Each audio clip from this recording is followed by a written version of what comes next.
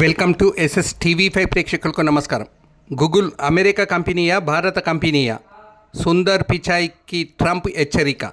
ఈ బెదిరింపులు నా దగ్గర వద్దు. నాకు విద్యా జ్ఞానం వచ్చింది భారతదేశం. నేను అమెరికాకు సేవ చేయడం లేదు, మానవాళికి సేవ చేస్తున్నాను, ధీటుగా సమాధానం చెప్పిన సుందర్ పిచాయ్. ప్రపంచ ఆర్థిక సదస్సులో అమెరికా అధ్యక్షుడు డొనాల్డ్ ట్రంప్ భారతదేశాన్ని ప్రపంచ వేదికపై అవమానించడానికి ప్రయత్నించినప్పుడు సుందర్ పిచాయ్ యొక్క నిశ్శబ్దమైన అదే సమయంలో శక్తివంతమైన సమాధానం అంతర్జాతీయ స్థాయిలో సంచలనం సృష్టించింది. ఇది కేవలం అభిప్రాయ భేదం కాకుండా గౌరవం, బలం మరియు నిజమైన నాయకత్వానికి నిదర్శనంగా నిలిచింది. సదస్సులో భారతదేశం తరపున విదేశాంగ మంత్రి జైశంకర్ మరియు గూగుల్ సీఈఓ సుందర్ పిచాయ్ కూర్చున్నారు. ఆ సమయంలో ట్రంప్ భారతదేశం సాంకేతిక మరియు ప్రజాస్వామ్యం గురించి గొప్పగా మాట్లాడుతుంది. కానీ అమెరికన్ సంస్థలు, అమెరికన్ వ్యవస్థలు లేకుండా భారతదేశంలో ఈ పురోగతి సాధ్యమవుతుందా అని ప్రశ్నించి భారతదేశాన్ని అవమానించడానికి ప్రయత్నించారు. ట్రంప్ మాటలకు సమాధానం ఇవ్వమని జైశంకర్ సైగ చేయగా సుందర్ పిచాయ్ మాట్లాడడం ప్రారంభించారు. ఆయన గొంతులో వినయం ఉన్నప్పటికీ శక్తివంతమైన సంకల్పం కనిపించింది. అయ్యా, నేను భారతదేశంలో పుట్టాను. నా దేశం నాకు విద్యను ఇచ్చింది, విలువలు నేర్పింది. జ్ఞానానికి మరియు సాంకేతికతకు పాస్పోర్ట్ ఉండదు. భారతీయ ఉపాధ్యాయులు, ఇంజనీర్లు మరియు కుటుంబాలు చేసిన త్యాగమే నా ప్రయాణానికి పునాది అన్నారు.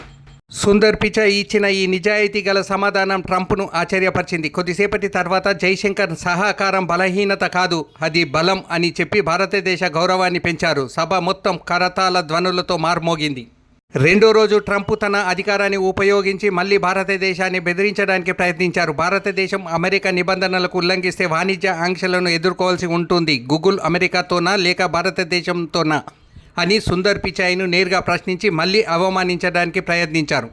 సుందర్ పిచాయ్ కొద్దిసేపు నిశ్శబ్దంగా ఉన్నారు. ఆ తర్వాత, నేను ఎల్లప్పుడూ మొదట మానవాళికి సేవ చేస్తాను. అమెరికా నాకు అవకాశాలు ఇచ్చింది, భారతదేశం నాకు మూలాలను ఇచ్చింది. నేను ఒకదాన్ని గౌరవించడానికి మరొకటి ఎంచుకోవాల్సిన అవసరం లేదు.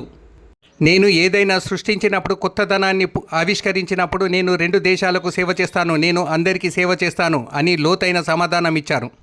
ఆయన మాటలు దేశాలు విభజిస్తున్నప్పటికీ మానవత్వం యొక్క ఆవశ్యకతను తెలియజేశారు. సభ మొత్తం మళ్ళీ కరతాళ ధ్వనులతో నిండిపోయింది. సదస్సు చివరి రోజు ట్రంప్ తన కోపాన్ని బహిర్గంగా చూపించారు.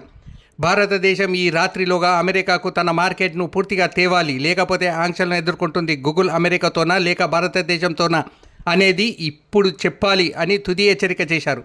సుందర్ పిచాయ్ నిశ్శబ్దంగా లేచి నిలబడ్డారు. ఒక దేశం లేదా ఈ వ్యక్తి అయినా బెదిరిస్తే దానికి భయంతో లొంగిపోవడానికి నేను ఇష్టపడను. భయంతో నేను ఎప్పుడూ మూలకు వెళ్ళను. గౌరవానికి మాత్రమే లొంగిపోతాను. ఈ దేశమైనా లొంగిపోవాలని అడిగితే నేను ఎప్పుడూ లొంగిపోను అని దృఢంగా చెప్పారు. ట్రంప్కు ధీటుగా సమాధానం చెప్పిన సుందర్ పిచాయ్ ప్రసంగాన్ని సభలో ఉన్న అనేక మంది నాయకులు లేచి నిలబడి చప్పట్లు కొట్టారు. ఈ సదస్సు కేవలం వ్యాపార చర్చలు మాత్రమే కాకుండా మానవత్వం, నాయకత్వం మరియు సూత్రాలకు సంబంధించిన ఒక మూలంగా మారింది. సుందర్ పిచాయ్ మాటలు కోట్ల మంది యువతలో ఆత్మవిశ్వాసాన్ని మరియు గౌరవాన్ని నింపాయి. ఆయన అధికారానికి తలవంచడానికి నిరాకరించి తన వినయం, గౌరవం మరియు సత్యం ద్వారా ఒక దేశం యొక్క గౌరవాన్ని నిలబెట్టారు. ఈ సంఘటన ప్రపంచ చరిత్రలో అధికారం కన్నా సూత్రాలే బలమైనవి అని గట్టిగా నమోదు చేసింది.